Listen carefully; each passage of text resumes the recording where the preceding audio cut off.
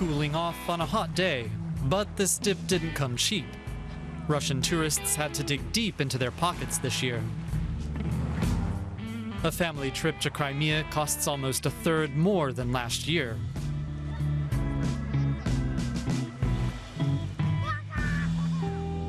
Prices in Crimean hotels increased this summer, and this trend will certainly continue because of the increased interest in the peninsula.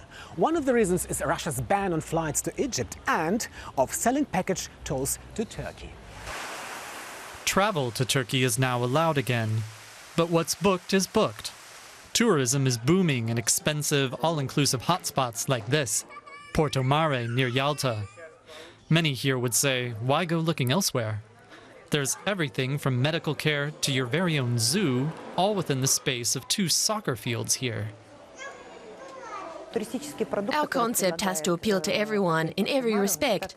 The key is this hotel was conceived for a true family vacation.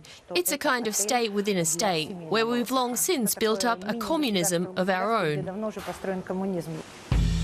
Communism in the form of 6 lodges side by side. A pool in the middle is where the party gets going in the evenings. The hotel's manager says with pride that medical staff on site ensure the guests' well-being.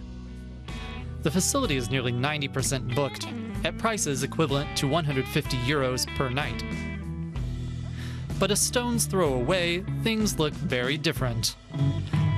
Small and mid-range hotels are on the losing end of the Russification of Crimea. Natalia Kirichenko's hotel is one. She used to have long waiting lists for rooms. Now she's often left waiting for bookings, even in high season. Crimea has lost its Ukrainians. 2 years ago, several still came out of habit. Then the border was closed.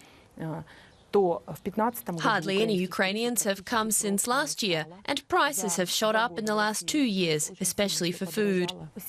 That's because it's no longer shipped in cheaply by train, but by car and ferry, which is more expensive. A small rose garden instead of a big swimming pool, for just 6 euros a night. Kirichenko wants to draw in Russian tourists with yoga. She's being trained by a Moscow yoga expert so that she can give courses herself. Kirichenko is Ukrainian by birth with a Russian passport. She's hoping word of her venture will spread among her new Russian neighbors, at least among those who don't insist on all-inclusive conformity.